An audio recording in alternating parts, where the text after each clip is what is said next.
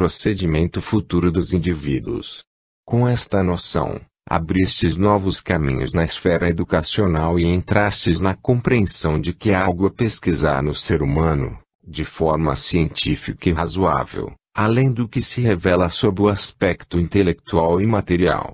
Já começais a conhecer as raízes da alma. É preciso, agora, dar um passo avante e produzir, sabiamente, o alimento que a desenvolva com a vitalidade desejável. Procurar com ardor, redobrado pela exiguidade do tempo que vos resta, o alimento espiritual para aqueles que de vós dependem. Existem fontes fidedignas a jorrar belíssimos servos de conhecimentos espirituais elevados. Estabelecei-vos junto aos pioneiros da nova era da humanidade e senti, em toda a sua grandeza, a beleza do momento que passa. Época virá em que não será mais necessário ao homem possuir um valor acima do comum para encontrar o real sentido da vida, que já será noção comprovada no seio da humanidade firmemente estabelecida em suas conquistas superiores. Hoje, porém, ainda é preciso uma bravura da alma para que vos liberteis das convenções amortecedoras dos impulsos mais nobres. Alistai-vos na coorte dos trabalhadores varonis que, à semelhança dos desbravadores, levam sobre si o peso da descrença de quem os vê partir em busca do verdadeiro sentido de espiritualidade que rege a vida. Quem suar e sofrer ao contato da agressividade do meio estará apto a permanecer em sintonia com o futuro de paz, sonho irrealizável dos que, fracos em sua vontade de progredir, permanecerem comodamente junto às concepções desfalcadas da época do materialismo corruptor. Uma alegria infinita aguarda a humanidade do futuro, pois gozará de um saneamento espiritual e moral jamais esperado. Serão ouvidos os cânticos de Natal anunciando o renascimento, em espírito e verdade, das ideias cristãs em cada homem que se candidatar à permanência na terra, herdando-a como possuidor dos nobres títulos de brando e pacífico. Mas, moldai-vos aos ensinamentos de Jesus e servi como livros palpitantes de verdades eternas, aos olhos virgens que vos fitam esperançosos de uma vida feliz. Encarnai, diante daqueles para quem constituís modelos, os ensinamentos evangélicos que desejardes incuti-lhes nas almas extremamente maleáveis. Servi de sustentáculos das virtudes que, cultivadas no lar, darão ao pequeno ser em desenvolvimento a consolidação de convicções inabaláveis, porque formadoras de sua própria constituição psíquica. Libertai-vos da descrença, vós que sois as semeadoras da vida, a base da sociedade, o leme da humanidade. Assim, a paz do Senhor estará convosco, suas colaboradoras que então sereis. Paz e amor, Nicanor. Capítulo 11, O Mago dos Magos. Entregando-se a pesquisas de ordem sobrenatural, viram-se os homens do passado envoltos em lutas com o plano espiritual mais próximo, exatamente como sucede nos dias atuais, aos iniciadores de uma nova era, no seio da sociedade descrente e materializada. Os espiritualistas do presente contam com a experiência milenar daquelas almas que se revezaram no aperfeiçoamento das condições de segurança para o trabalho espiritual e, a este patrimônio acrescentaram a certeza de que o espírito, ao manusear os valores do conhecimento superior, precisa contar com o lastro de ouro dos sentimentos cristãos. Em se tratando de magia, estava o Oriente muito bem aquinhoado. Seus sábios, inebriados diante da obra do Eterno, procuravam extrair-lhe todos os segredos acessíveis ao entendimento humano e, diante de cada nova conquista, louvavam a sabedoria que de tudo transparecia a seus olhos maravilhados e lúcidos. Observando-os, a divina providência sentiu que atingiriam um grau de elevação suficiente para iluminar os corações sequiosos de paz, possibilitando a compreensão dos objetivos máximos da evolução espiritual às almas que se encontravam sob sua influência direta. Dirigindo-se a atenção para um outro lado do globo, percebia-se a pobreza em conhecimentos espirituais, com a consequente desarmonia de objetivos. Os homens cultos do Ocidente permaneciam sem orientação adequada, atraídos pelos valores da matéria física. A falta de precedentes elevados de pesquisas bem orientadas, toda cogitação espiritualizada da vida era incluída entre os assuntos desprovidos de base consistente, que a primeira investida do intelecto poderia ruir. Diante de tais perspectivas, raros persistiam além dos primeiros passos. Justificável, em todas as épocas, que ao humilde pequenino ser dirigido pelo mais sábio, poucas luzes seja possível alcançar, entretanto, como admitir que sejam desconhecidas dos que o orientam, as normas mais elementares do bom senso em prejuízo das diretrizes reais do pensamento humano. Em vista disso, estabeleceu-se no espaço severa pesquisa dos elementos capazes de reformar o aspecto constrangedor do caminho escolhido pelas mentes humanas que, em orgias e libações nefandas, incluíam suas próprias divindades. Era a cegueira máxima que se poderiam deixar resvalar almas criadas para o crescimento e para a luz. Observou-os o compassivo e concluiu que toda a força de seus magos reunidos pouco impressionaria a crosta de indiferença espiritual dos filhos desviados. Louco seria quem se propusesse a fazer a represa de tal avalanche de erros. Seria irremediavelmente tragado pela fúria do instinto descontrolado, agravado pelo requinte da inteligência superestimulada nas vibrações de vaidade e amor próprio. Este era o panorama da humanidade ocidental ao tempo de Roma. O desvario atingira o clímax e cada ser, garboso em seu aspecto físico, apresentava, ao lado de uma lúcida mentalidade calculista, sombria interpretação da vida, que a seu ver era um palco onde lhe cabia senhorear-se de tudo. Quem lhes falasse em sentimentos, certamente receberia como resposta estrepitosa a gargalhada e seria, imediatamente, classificado como um fraco, uma criatura falida em seus dons de máscula arrogância, virtude máxima de um povo conquistador. Não ficavam longe quanto ao discernimento, os que lhes sofriam a corrosiva influência. Invejavam-lhes a situação privilegiada e tudo dariam para que se invertessem os papéis, quando passariam a exercer domínio semelhante. E trocavam-se vibrações de ódio, em que o fraco só era pela incapacidade de se organizar para a reação, mas permanecia como um gerador permanente de incalculáveis ondas de malefícios espirituais visadas contra quem o oprimia. Choques violentos sucediam-se e, a pouco e pouco, a situação tornava-se insustentável. A alegria destrutiva deveria ter um paradeiro. Quem assim se comprazia na opressão de seres indefesos, precisava ser esclarecido. Reuniu-se todo o amor que vela sobre a terra.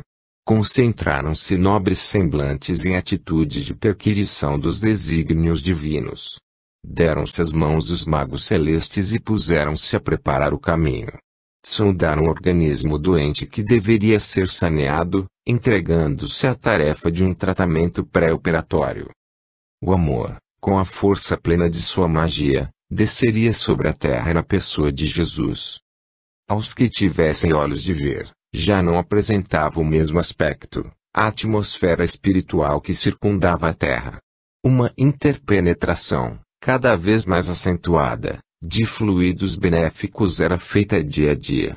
A luz combatia as trevas decisivamente. Procurava-se preparar com desvelo um ambiente de paz que predispusesse o maior número possível de homens a receber a boa nova. Estava sendo realizada a maior magia que já se preparara na Terra. Abriam-se as esferas siderais e davam passagem ao Mago dos Magos. Em sua mansidão caminhava em sentido descendente, a irradiar ternuras a almas transviadas. Durante séculos, mensageiros do bem tentaram acordar a mente humana para a alegria de iluminar os próprios caminhos. Voltaram, em sua maioria, decepcionados com a acolhida inadequada de seus irmãos. Sócrates, Platão e muitos outros entregaram ao Senhor os talentos multiplicados, porém logo que se retiravam ao lugar de origem no espaço, contemplavam a erva daninha a penetrar o campo cultivado com tanto amor. Assim que regressavam também seus discípulos mais chegados, Permaneciam os ensinamentos deixados como palavras curiosas, proferidas por mentes privilegiadas. Somente um antídoto proporcional, em sua grandeza, ao mal existente, poderia conseguir o objetivo visado. Assim, continuou o enviado divino sua descida, marcando indelevelmente a época em que a humanidade teve o privilégio máximo desde seu surgimento. Repentinamente os poetas surgiram impregnados de doces e angélicas inspirações. O amor ao belo e ao justo reacendeu-se em grande número de corações. Parecia que algo de definitivo sucedia à humanidade. Por algum tempo deixou o ambiente de ser dominado pelas forças das trevas. Surgiu nas almas que cultivavam a incompreensão total da vida, uma estupefação que lhes anestesiava a ação deletéria. Sentiam-se tolhidas e seriam capazes de afirmar que algo de estranho lhes sucedia, caso tivessem o hábito de analisar-se com imparcialidade e firmeza. Havia uma vibração de realidade para quem considerasse o real como sinônimo de sórdido. O mesmo frêmito de paz e alegria, que pairava em torno do homem impermeável às intuições superiores da vida, fazia-se sentir de modo mais nítido aqueles que traziam seus espíritos em constante ligação consciente com as esferas superiores. Recolhidos em ambiente de pura inspiração superior, os reis magos compreenderam que era chegado o momento de dar à humanidade o testemunho de identificação que colaboraria para o reconhecimento do Mestre dos Mestres. Antes mesmo que Jesus nascesse já estavam a caminho, certos de que iam na direção indicada, pois brilhava diante deles a irradiação portentosa da estrela da vida. A magia branca que se dedicavam era irmã da imensidão do amor de que era portador o mago celestial. Depositaram a seus pés as oferendas que lhe atribuíam o cetro da realeza espiritual, a chefia das coortes angélicas seu símbolo do amor por sacrifício, por renúncia. Davam-lhe a dianteira em todas as realizações espirituais, pois possuía a conquista máxima da vida, era a encarnação imorredoura do amor sem limites. Seria vendido, traído, menosprezado, sem que se perturbasse a profundidade infinita de seu amor. A força que trazia consigo era de molde a transformar a vida do planeta em suas bases mais profundas. Porém, caminharia incógnito entre os homens até que se vissem deslumbrados por sua luz. Deu aos homens o espetáculo da virtude incorruptível ao contato do mundo infeliz. Veio para os cegos, para os coxos, para os estropiados da alma e do corpo. Saiu à rua levando em torno de si a defesa da própria luz, em contato direto com o Pai, numa condição de sintonia jamais igualada por aqueles que, com afinco e dedicação exclusiva, se entregaram ao culto da espiritualidade. Para ele, o pequenino, o aparentemente desprovido de tudo, estava aberta a cascata de luz que se irradia das mais altas esferas espirituais. Amava intensamente. Eis a magia o que nenhuma força desagregadora poderia resistir. Poderoso, ao ponto de possuir o domínio da vida, deixou-se molar e eis que se sublevam as forças da natureza, clamando cheias de espanto. Ergue-se um brado de terrível admiração. Paralisaram-se almas que se dedicavam, desenfreadamente, a cultivar os bens da vida material. Como, então o mestre, o poderoso mago que fazia voltar ao corpo inerte as forças dinâmicas da vida, desprezou os bens materiais, a tal ponto que se negou a utilizar o poder que possuía em defesa própria. Era espantoso. Admitia-se que tolerasse, com relativa superioridade digna de sua grandeza, os remorques, as injustiças, o massacre físico mesmo, mas não ao ponto de dar ao adversário a vitória final. Aquele era um mago diferente, raciocinavam intrigados. Que motivos teriam tolhido sua ação a ponto de se entregar à destruição? Era inexplicável, pensavam em suas concepções imediatistas e propunham-se a investigar. Abria-se o campo a nobres descobertas. Estava lançada a semente que somente exímio jardineiro poderia trazer com êxito. Espantosa havia-se-lhe a convicção nova que trouxera e colocara diante do ambiente perturbado dos seres humanos. Amar os que o perseguiam e caluniaram. Envolvera com a ternura esclarecidos que se consideravam réprobos diante de todos. Estendera mãos compassivas aos párias da sociedade. Invertera os valores da vida. Quem, em sã consciência, teria agora a coragem de se colocar acima dele e reprimir rudemente o erro, repudiar insensivelmente o infeliz? Quem se atreveria a julgar-se superior a seu irmão, quando ele se colocar abaixo de todos lavando os pés de seus humildes seguidores, rudes homens do povo? E passaram a cultivar-lhe a memória aqueles que antes o negariam, pois exigiria uma renúncia por demais dolorosa o fato de quererem atraí-los à espiritualidade sem antes lhes haverem dado o exemplo de um amor sublime. Seria necessário um acontecimento de repercussão clamorosa para que modificassem suas concepções de vida. Quem seria capaz de refazer-lhes a tela do pensamento, sobrepondo imagens espiritualizantes às tintas grosseiras e corrosivas até então utilizadas? Somente o Filho unigênito, por não haver sobre a terra quem o igualasse em pureza, em amor divinizado e sublime. Quem a ombrearia com o puro, o inigualável? Quem possuiria sua brandura e sua mansidão? Quem seria, como ele, capaz de trocar a grandeza inacessível das esferas de luz, pelo pó do solo da terra, cisnado pelo ódio injustificável do erro contra a verdade? Cumpriu sua missão e deixou a herança do seu exemplo, a luz de suas palavras, a doçura do seu amor. Aquilo de que o homem necessita, como socorro urgente e básico para sua iluminação, foi amplamente divulgado pelos atos e palavras do Mago dos Magos. Paira sobre toda a humanidade seu amor envolvente. Há milênios o procuramos embora permaneça ao nosso lado. Desfaçamos as sombras que nos envolvem e ele nos surgirá, luminoso e belo. A vitória é do bem. São imensas as hostes de luz que se preparam para o reencarne na Terra. Ela pertencerá, finalmente, a seus legítimos herdeiros, aqueles que se filiaram ao Pai generoso, em nome do qual nos veio falar seu divino Filho. Magos do bem em potencial surgem aos milhares, sob a forma de almas que o amam e pretendem segui-lo. Estendem seu poder sobre toda a carne, pois já não é mais segredo para a humanidade fortalecida pelo amor, que todos nós somos capazes de realizar as grandes mágicas que o Pai nos reserva num futuro de luz e de paz. Falam as almas dos mortos, curam-se os doentes, transforma-se o panorama da terra. E ele ressurge em todos os corações. Tem duração eterna a magia do amor que trouxe à terra. Alistai-vos em suas fileiras e a paz vos virá aos corações. Que Jesus esteja convosco. Ariel. Capítulo 12. A sociedade.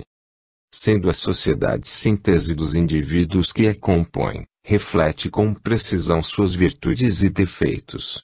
Deste modo, só serão verdadeiras as reformas sociais cujos princípios forem sentidos e vividos pela maioria dos homens. Como sabemos, o exemplo é mais eloquente do que o conselho ou a repreensão. Quem sente, pois, as injustiças sociais e aspira por reformas capazes de amenizarem a sorte de seus semelhantes, medite profundamente no que foi dito acima. Que força de persuasão pode haver em quem prega a igualdade de riquezas, sem saber dividir espontaneamente aquilo que possui? As palavras proferidas em nome da propaganda de suas ideias muito menor força terão do que o exemplo. Procurando distribuir com os menos afortunados os bens materiais e intelectuais que alcançou, estará cooperando de modo eficaz para a reforma social, não só influindo verdadeiramente sobre algumas criaturas, como no conjunto da sociedade em que vive. Entretanto, a aplicação das ideias que traduzem fraternidade e amor, requer amadurecimento na capacidade de renunciar em benefício do próximo, sem o qual esses princípios não chegariam a ser verdade e vida. Pode-se apreciar uma doutrina, verificar seus méritos, mas não conseguir executá-la realmente, havendo ainda o perigo da insatisfação e do desequilíbrio, provocados pelo desajuste entre o pensamento e a capacidade de realização. As mentes humanas agem como prisma que intercepta os raios puros da luz, refratando-os em cores. Por vezes, o pensamento que desejamos propagar vai adquirindo diversos aspectos nas mentes que atingem e muitas toma a cor vermelha, que evidencia a paixão descontrolada de quem não orienta com sabedoria os ideais. Uma obra, para ser sólida, precisa ter bases pacientemente sedimentadas. Nenhuma cúpula, por mais bela que seja, permanecerá por muito tempo elevada para encantamento dos que lhe apreciam a arte, sem estar sustentada por sólidos alicerces. Não resistiria aos embates do tempo, ruindo fragorosamente, causando tristeza e decepção a seus arquitetos. Tomar por ideal a fraternidade e contribuir para sua implantação no seio da sociedade humana é, por certo, o caminho do dever. Entretanto, cuidar para que a construção se faça de modo concreto é muito importante, a fim de que não se despedace, levando de roldão a esperança e a fé na vitória do bem sobre o mal, pois atribuiriam o fracasso à impossibilidade dessa realização, transformando em utopia, embora o insucesso apenas devesse ser atribuído ao fato de não terem sido medidas devidamente as possibilidades das pedrinhas formadoras dos alicerces de tão nobre empreendimento. O cristianismo, conjunto de postulados morais que virá implantar a fraternidade social, muito mais que em palavras, baseou-se no exemplo daqueles que sinceramente o tomaram como bandeira. O exemplo deixado pelo Cristo, que aplicou o tempo vivido na terra ao piedoso serviço de soerguer e consolidar as almas ansiosas e sofredoras, a serenidade com que viveu seu ideal, mesmo no momento do supremo sacrifício, e a vibração de renúncia, de amor e de perdão que estendeu a todas as criaturas, foram as pedras sólidas sobre as quais se colocaram as outras que se vêm ajustando à construção magnífica do edifício cristão.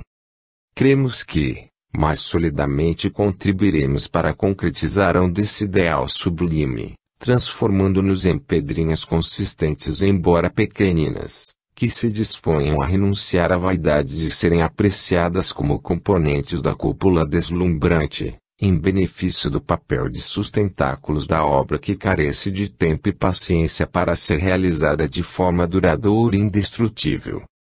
Akenaton. Capítulo 13. Jesus.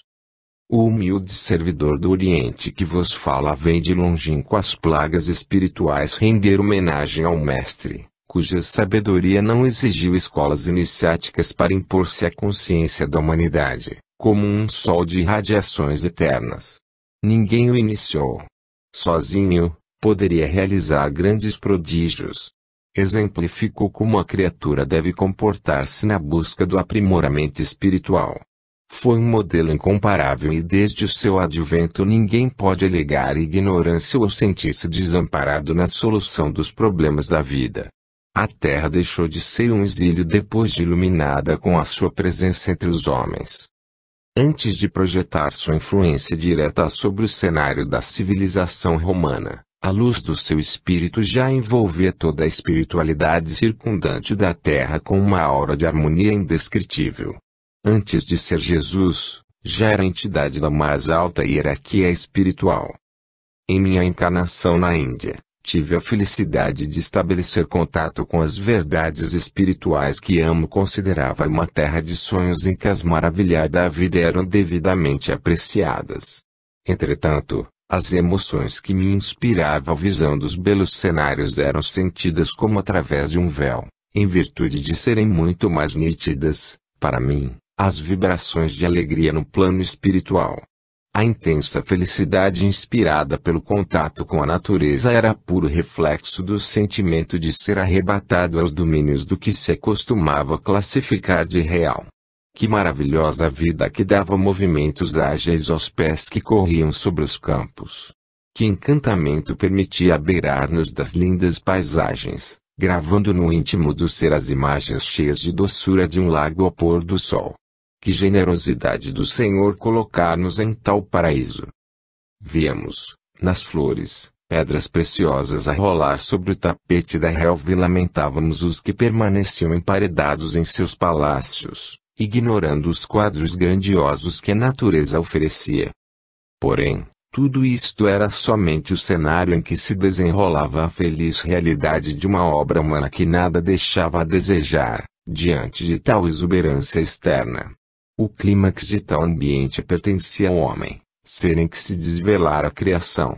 Fundia-se nele a dupla característica da realização material e espiritual. Através do pensamento tornava-se colaborador desta obra miraculosa. Entendia e dela podia participar. Milhares de seres, durante séculos, inebriaram-se do perfume que exala a investigação dos círculos espirituais.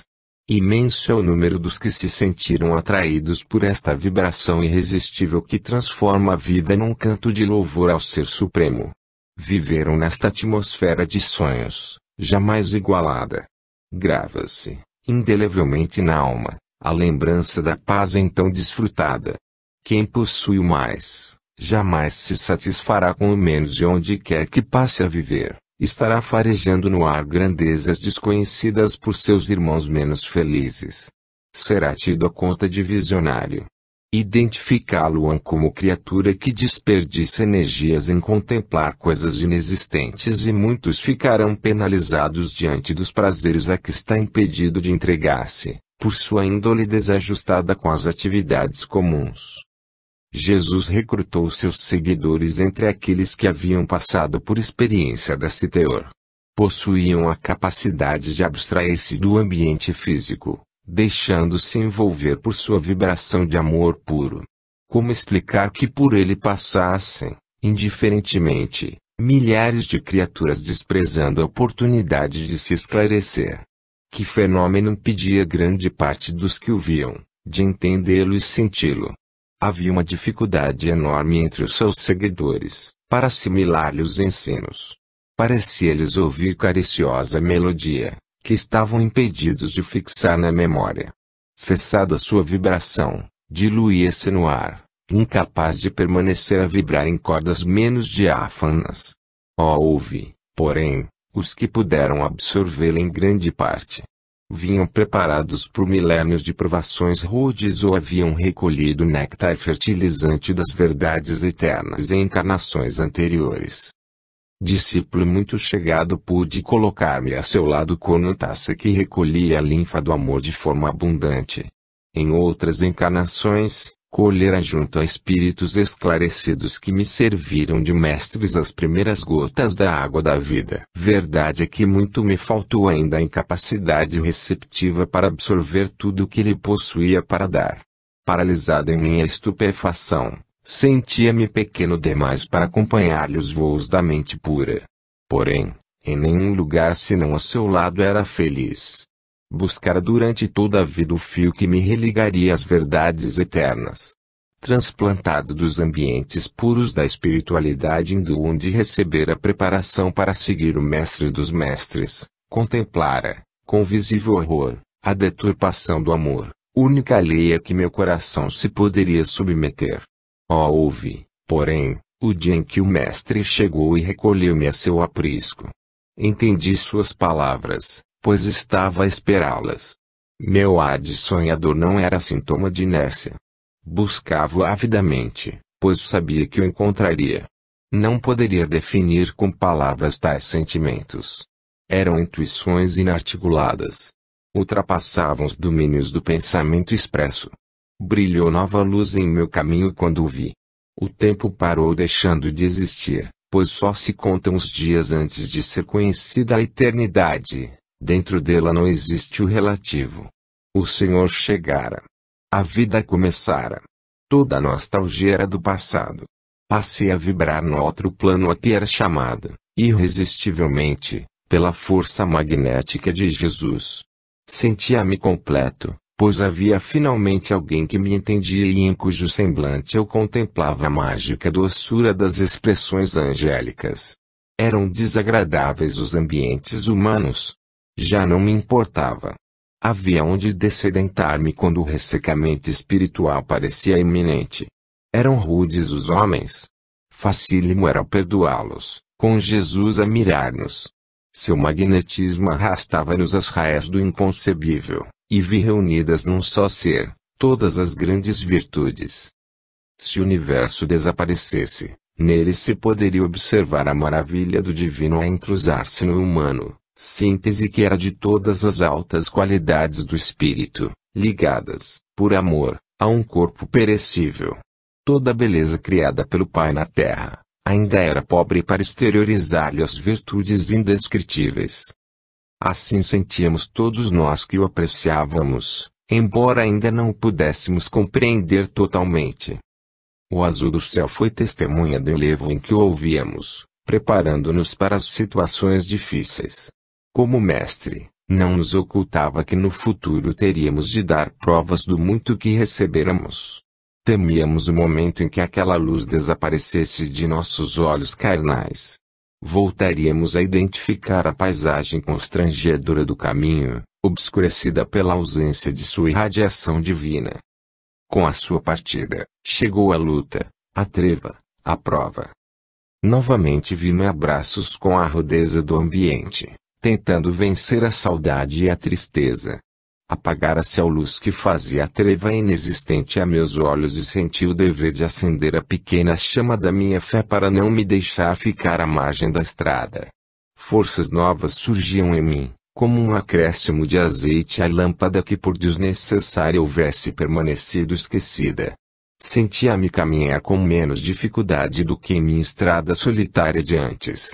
Meu olhar que até sua chegada vivera a fitar a distância em expectativa, voltava-se agora para o caminho, a identificar a paisagem na qual era preciso continuar a agir. Pus-me de pé e recomecei nas bases novas de quem se sente inteiramente transformado. Chegara o momento do testemunho e seria fiel. Em minha profunda confiança no futuro, consegui aurir as energias que me permitiriam cumprir sua vontade, embora não desfrutasse mais de seu convívio reconfortante. Amei, vivi, sofri, sempre iluminado pelo desejo ardente de revê-lo. Não conservava mais os olhos fitos em um ponto incerto do caminho, mas sabia o que procurava. Tudo o que passara não importava. Era preciso caminhar, porque mais adiante o encontraria. Busquei encarnações sucessivas, na Índia, no Egito, na Atlântida. As mesmas reações me tomaram sempre ante suas mensagens. Assim sucede a todos que o encontram. Ele se revela através da inspiração crística, surgida em cada época através dos meios disponíveis.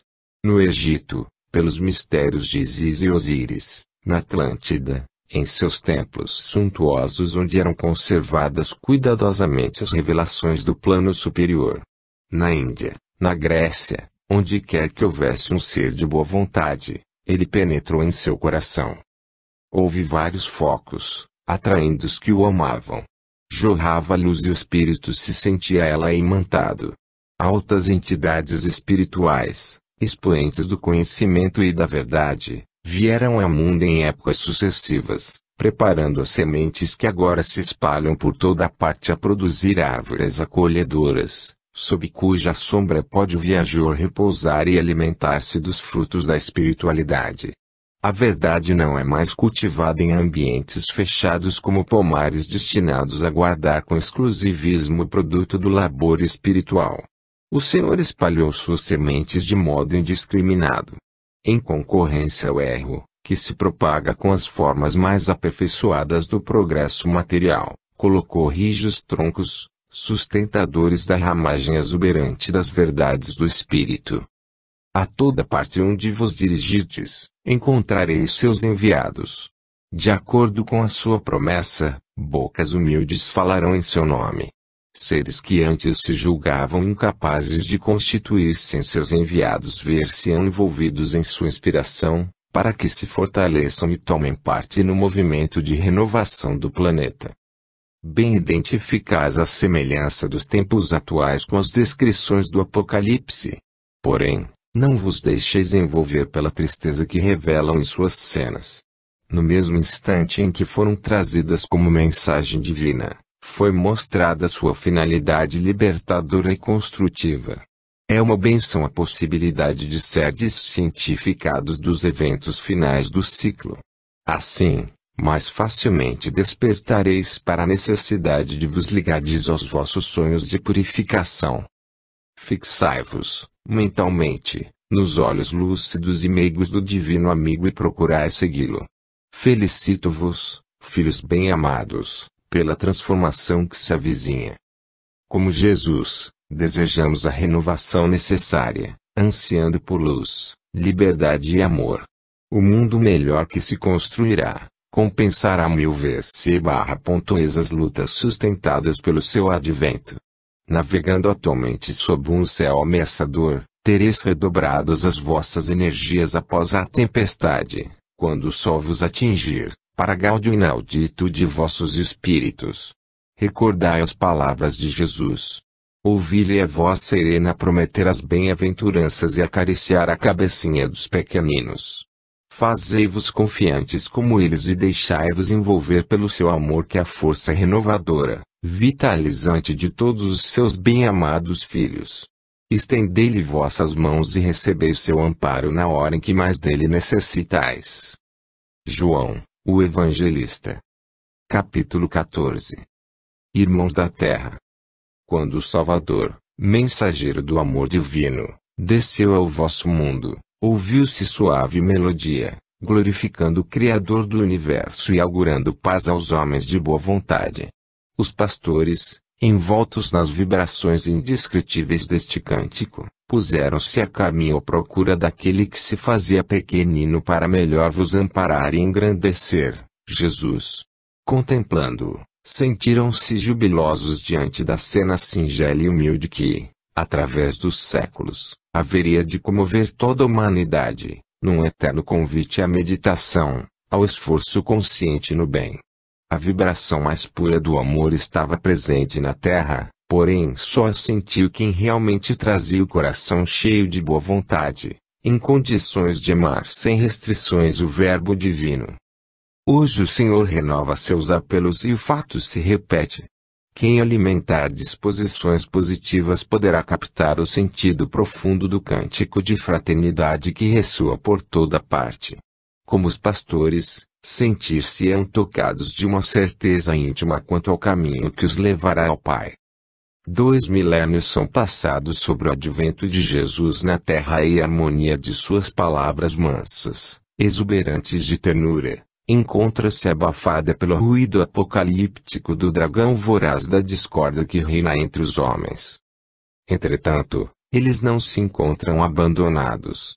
O Senhor continua a envolvê-los e muitos conseguirão reviver as emoções enternecedoras dos pastores humildes.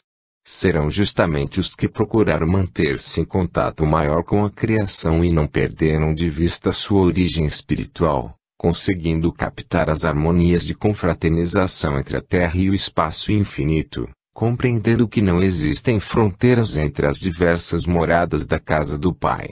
Ouvem os hinos de amor universal que marcaram de forma indelével o dia do nascimento de Jesus, qual mensagem de felicidade, proporcionando a cada ser a certeza de sua filiação divina.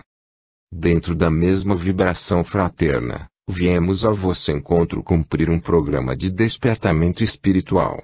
Temos a missão de atrair a compreensão superior da vida aos que não creem, mas conservem a boa vontade em seus espíritos e de fortalecer o ânimo daqueles que, embora tendo fé, sentem-se oprimidos pelas dissensões inconsistentes em torno da verdade. Através de milênios vêm lutando envoltos pelo nevoeiro que só lhes permite distingui-la parcialmente, porém entrarão agora numa era de esclarecimento maior. Se souberem firmar-se em seus anseios de progresso espiritual, serão plenamente compensados em seus esforços, como herdeiros da terra, dignos de um mundo que se reajuste e progride. Temos esperado este contato convosco, estudando o vosso planeta e alertando, de quando em vez, sua humanidade. Chegamos a esta hora de intercâmbio, na posse de detalhes do que nos permitem colaboração mais íntima com a vossa coletividade. Porém, faz-se necessário que os homens da terra se reajustem aos princípios evangélicos, a boa nova pregada por Jesus. Logo que haja um índice maior de aproveitamento destas verdades básicas, viremos até vós como companheiros universais, permutando convosco as atividades do nosso espírito a serviço do bem e da verdade que norteiam os ideais superiores da vida. Enquanto isto não suceder, serão inúteis todos os esforços para senhorear-vos dos conhecimentos maiores pertencentes a um grau evolutivo ainda não conquistado através do procedimento cristão de fraternidade universal. O chamado aí está. Meditai, procurando pôr em prática os ensinamentos contidos nas mensagens reunidas neste volume, como se estudasseis uma cartilha de regras fundamentais para bem viverdes na conformidade com a lei divina. Dirigem-se elas a toda a humanidade, procurando orientá-la mediante a palavra autorizada de vossos companheiros mais experientes. A eles nos unimos neste apelo, numa campanha pela assimilação da verdade cristalina que emerge de todas as correntes espiritualistas da humanidade terrestre. Cada uma tentou sintetizar as verdades eternas mediante concepções exclusivistas e seus aspectos resultaram dissemelhantes. Cabe aos homens do presente destruir as barreiras criadas por divergências aparentes, a fim de alcançarem a alegria proporcionada pela certeza que o universo é povoado de almas irmãs cujo Pai é Deus, fonte viva do amor universal.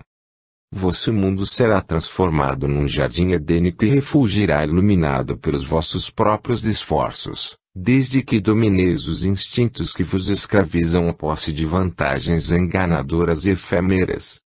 Libertai-vos do imediatismo. Lançai olhar ao universo, não em sua extensão física, mas em sua profundidade de amor infinito. Procurai atingir as dimensões morais e espirituais de cada fato.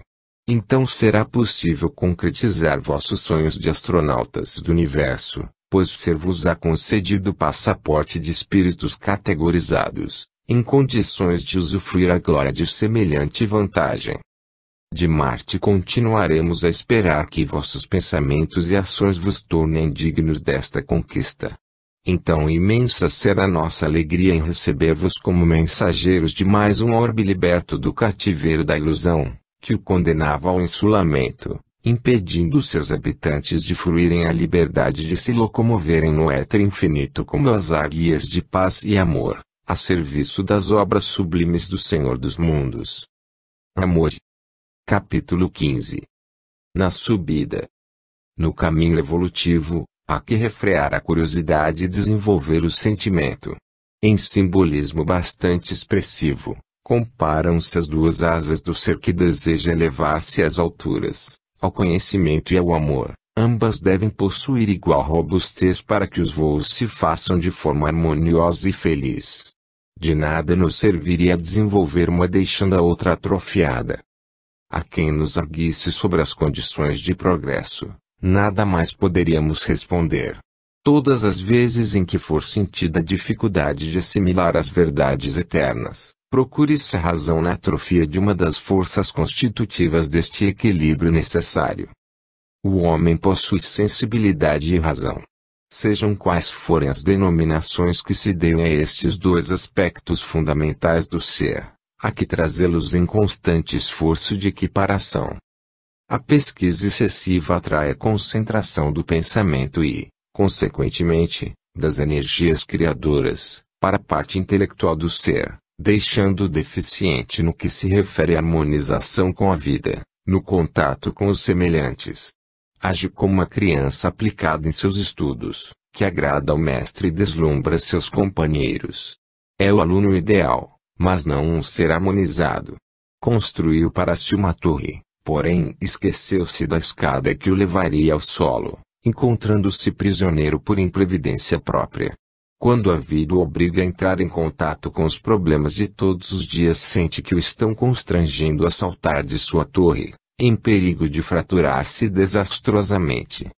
A realização espiritual pode ser representada numa pirâmide de base triangular, por cujo vértice superior peneira generosamente a luz. Quando o pensamento se volta para as altas investigações espirituais, interessado no domínio do equilíbrio representado pelo binômio razão-sentimento, base sólida da formação harmoniosa do ser. A luz que se estende pelo interior da pirâmide da realização íntima, chega com o tempo a mostrar, em toda sua beleza, o triângulo da base, cujos vértices estão constituídos pelas virtudes sustentadoras do espírito, fé, esperança e caridade. Há, porém, necessidade de que a luz chegue a atingir a base do ser através do trabalho, encarado como condição feliz de atividade, dinâmica harmoniosa do espírito voltado para o bem. Entretanto, conhecido o valor da luz que lhe penetra o ser, geralmente entra a criatura amá-la de tal forma que esquece de utilizá-la, entretido a investigar-lhe as origens. Sucede então que se forma, à meia altura do eixo de sustentação da pirâmide, que neste caso simboliza a personalidade, uma interseção produzida pelo plano mental da curiosidade, que projeta a sombra sobre a base, obscurecendo os sentimentos, por estar a atenção exclusivamente dedicada a investigar. Produz-se assim a retenção das claridades que penetravam pelo ápice, pois somente a parte mediana superior encontra-se disponível.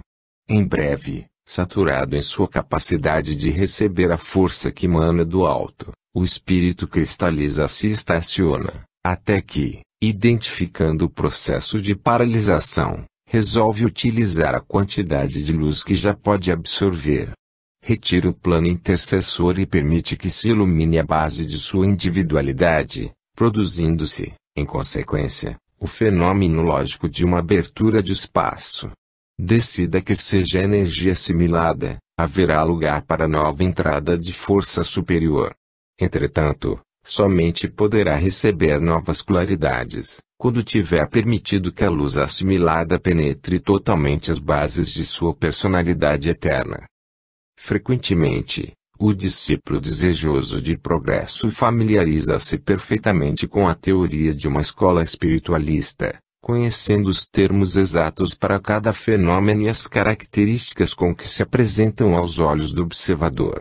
Está intelectualmente preparado. Chega o momento da experiência e ordenam-lhe, age. Sabe o que deve fazer, porém o conjunto da situação de fato o paralisa, porque encontra-se deficiente na produção do amor, que impulsiona o ser a realizar com esquecimento de si mesmo. Estudou, pormenorizadamente, o panorama de ação a que se submeteria, analisou-o demasiadamente, e perdeu o dom de sintetizar, o que o impede de ver a única força que liga todos os elos da existência, o amor. Perdeu noção do conjunto, por prender-se aos detalhes como se, investigando a tessitura de uma flor, ficasse privado do espetáculo do belo jardim em que se situa. Amando a vida mais alta, deseja entendê-la e angustia-se, perdendo a oportunidade de senti-la nos mais insignificantes ângulos da existência. Certo que é inebriante a alegria de pesquisar verdades eternas, mas é preciso estacionar diante das investigações temporariamente irrealizáveis, pois antes de mais nada, exige-se de quem sabe, o dom do equilíbrio e a aplicação adequada das verdades que já conhece. Abriram-se as portas dos templos onde se cultivava a paz através do esclarecimento e os discípulos são enviados a toda parte com a missão de demonstrar amor. Nesta fase da vida planetária, os conhecimentos elevados serão úteis na proporção em que influírem na conduta de renúncia a benefício do conjunto. Em nenhuma ocasião como agora esteve tão procurado e tão necessário, os sentimentos e o amor que a inspira. A maioria dos seres que não tiver mais tempo para uma assimilação demorada da verdade através do intelecto, poderá ser atraída a ela por corações que transfundam o amor, força que coage docemente a renovação interior.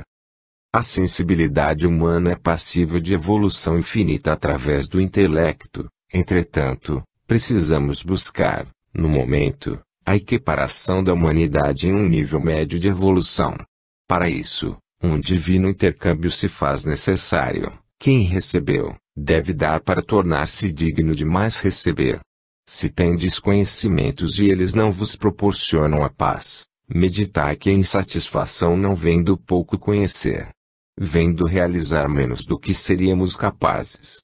Se deixarmos para trás a investigação e nos entretivermos na realização despreocupada do bem, a alegria nascerá espontaneamente. Não fazemos o panegírico da ignorância nem do dogmatismo. Porém, pela ordem natural que nos faz caminhar do menor para o maior, compreendamos que há necessidade de investigar profundamente, em primeiro lugar, qual a vontade do Senhor em relação a nós, sentindo-lhe os desígnios em relação ao nosso pequeno cosmo interior, para que, postos em dia fielmente com a compreensão que nos compete, tenhamos cabedal suficiente para interrogá-lo em relação a este ou aquele detalhe de sua obra grandiosa. Não nos cabe conhecer a estrada antes de sabermos quais as nossas possibilidades para percorrê-la. A cada quilômetro perlustrado, receberemos os esclarecimentos necessários à nossa estabilidade. E no caminho evolutivo, se levarmos nos olhos lentes demasiadamente fortes, certamente sofreremos quedas causadas pelo desequilíbrio entre o raio visual que possuímos e a extensão de nossas passadas. Viveremos em expectativa ansiosa, por não estarmos certos da capacidade de ajustar-nos ao que conhecemos. Ao contrário, se olharmos naturalmente à volta, tudo nos parecerá muito bem proporcionado.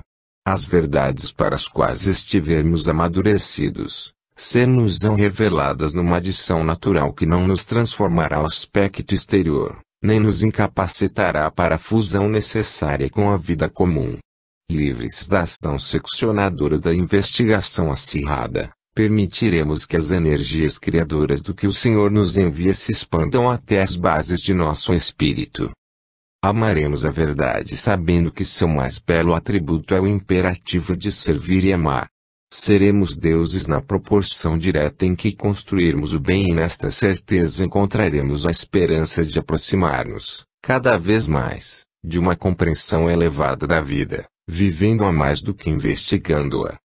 Vibremos de alegria nas compreensões eternas, mas libertemo-nos, constantemente, da interferência indesejável dos planos intercessórios da luz, que se colocam dentro de nós, sob a forma de situações privilegiadas de entendimento e razão. Deu-nos Jesus a prova máxima de beleza e elevação espiritual que devemos procurar alcançar, quando lavou os pés dos discípulos e renunciou a reagir diante da injustiça. Somente para destacar sua grandeza contribuíram gestos que não seriam copiados pelos que se julgam superiores a ele, mas que não sentem a extensão do seu amor. Quem o seguir, de mais nada precisará. A alma iluminada pelo amor que lhe pregou atrai-se partículas desta vibração divina e é capaz de clarear os próprios caminhos com esta simples irradiação.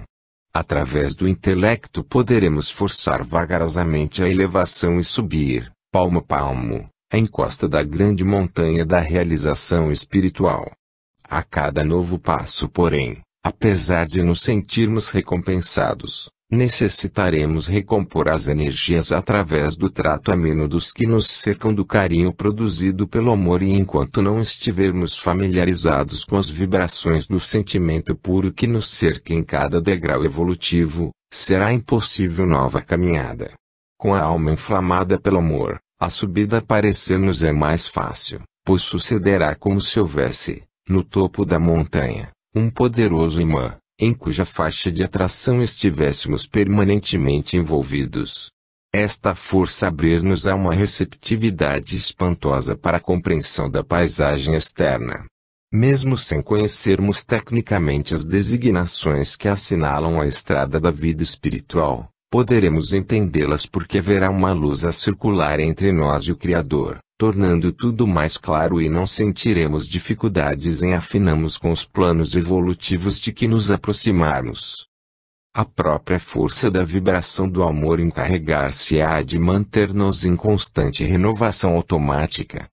As estradas do amor e do saber que nos levam ao cume da montanha da espiritualidade parecem muitas vezes paralelas, mas na verdade são convergentes. Há um ligeiro desvio na estrada dos que se entregam, com exclusividade, ao estudo. Quando identificam o engano e começam a aproximar-se insensivelmente da direção certa que os atrairá ao ponto culminante da montanha, percebem que muito mais importante do que compreender, é sentir, vibrando nos mais doces enlevos que o Senhor nos pode proporcionar. No desvio de sua rota encontraram outros que, atingindo o clímax da caminhada intelectiva, sofreram a mesma transformação benéfica.